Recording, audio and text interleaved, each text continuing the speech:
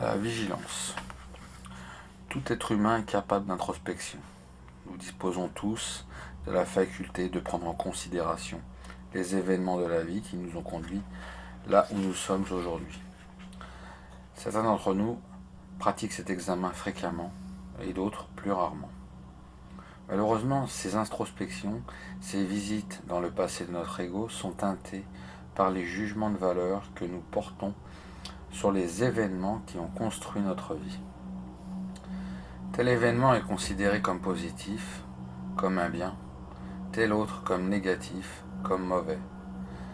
Parfois nous nous réjouissons, parfois nous condamnons des situations vécues et nous distinguons avec netteté celles qui nous appartiennent, dont nous estimons être responsables, de celles dues à des circonstances extérieures à nous-mêmes, indépendantes de notre volonté. Dans la première catégorie des événements dont nous pouvons nous souvenir, par laquelle nous acceptons notre responsabilité, se décharge de la culpabilité.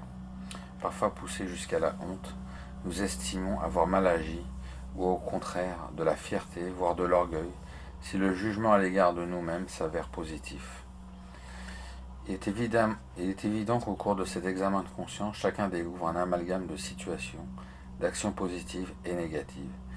Il émane de cet examen un sentiment mitigé, plus ou moins satisfaisant, suivant l'humeur du moment, qui nous fait nous attarder plus longuement sur telle ou telle action passée dont nous estimons porter la responsabilité.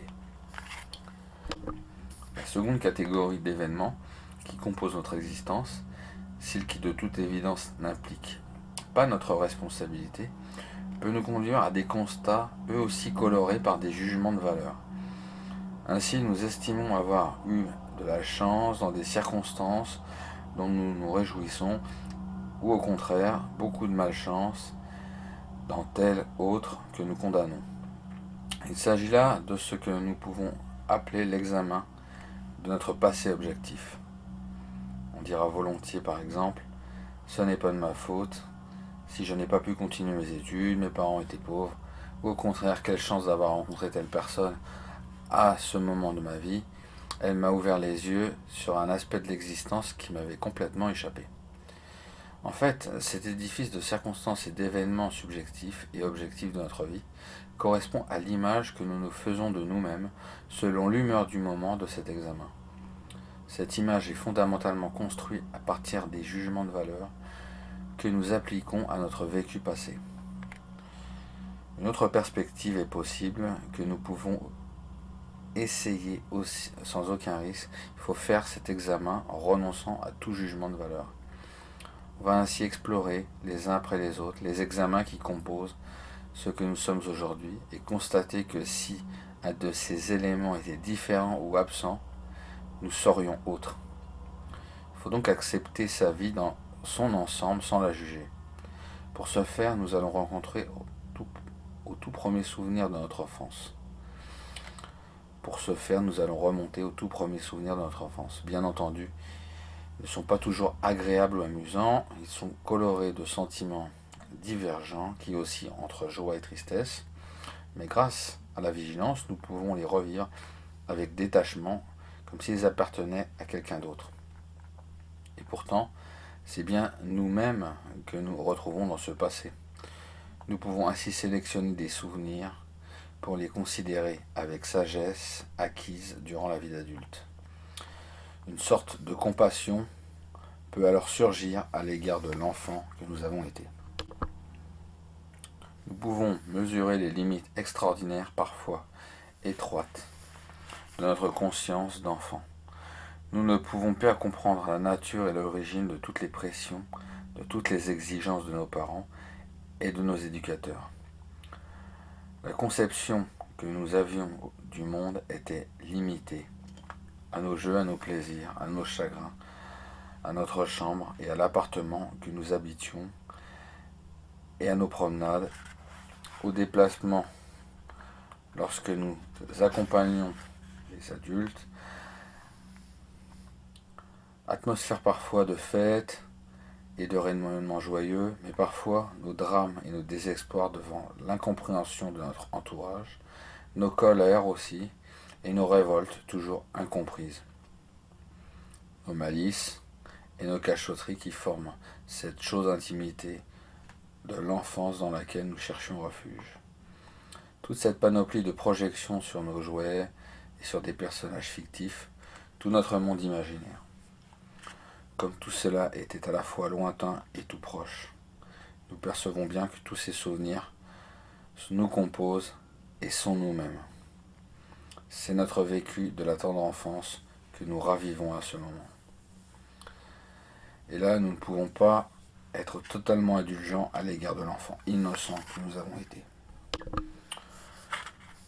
Puis ce fut le temps de l'école, la première maîtresse, le premier maître, les autres écoliers, les copains, les copines, nos préférences et nos antipathies aussi.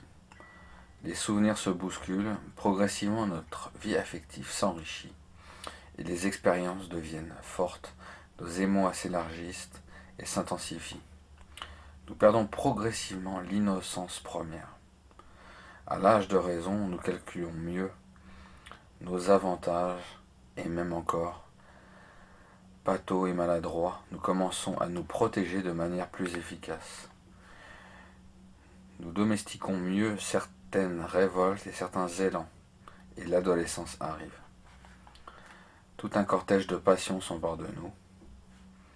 Les grandes énergies de la vie se révèlent et nous tourmentent et nous propulsent vers des sommets illuminés.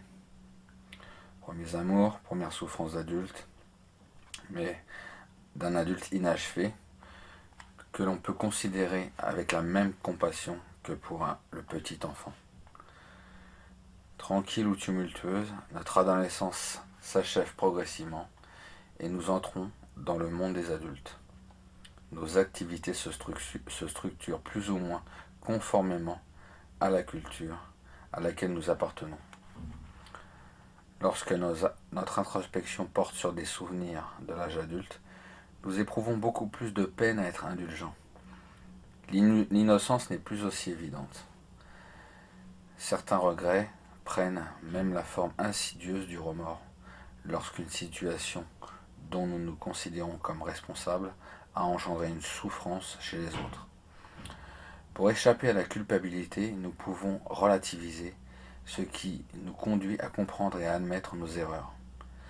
Mais aujourd'hui, nous pouvons aller plus loin que la relativisation du bien et du mal.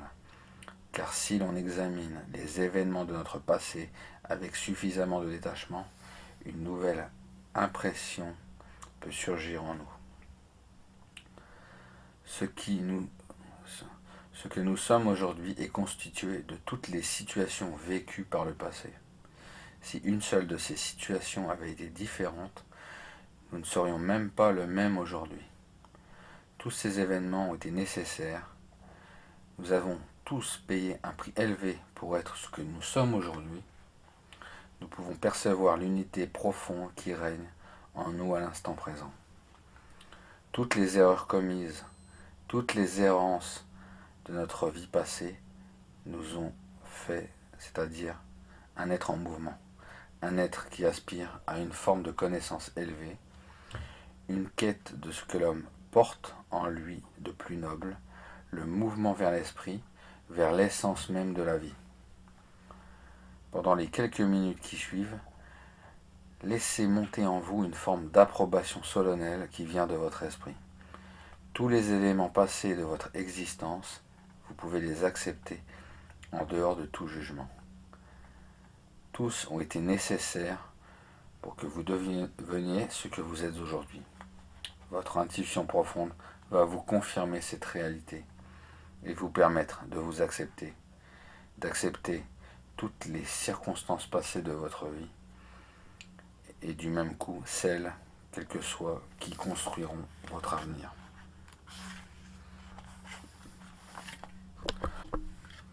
Récapitulation.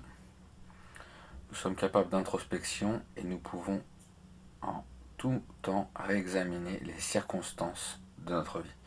Malheureusement, trop souvent nous portons des jugements sévères sur certaines de nos actions passées que nous considérons comme négatives. Certaines dépendaient de notre volonté et d'autres, au contraire, nous étaient imposées. Ainsi, nous avons nous-mêmes de la peine à ne pas regretter ou condamner ce que nous avons vécu dans notre passé. Mais une autre attitude est possible.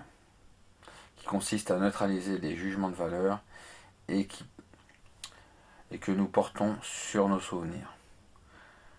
Nous pouvons alors les considérer avec le détachement du spectateur. En remontant dans l'enfance, nous découvrirons un sentiment d'indulgence à l'égard de ce que nous avons vécu.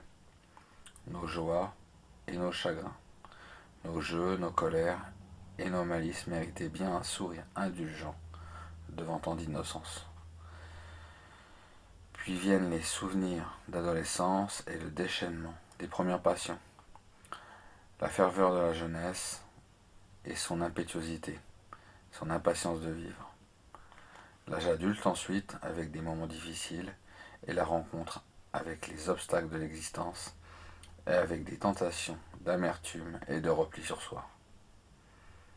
Mais nous allons découvrir, grâce à l'acceptation délibérément neutre des circonstances de la vie, une paix profonde.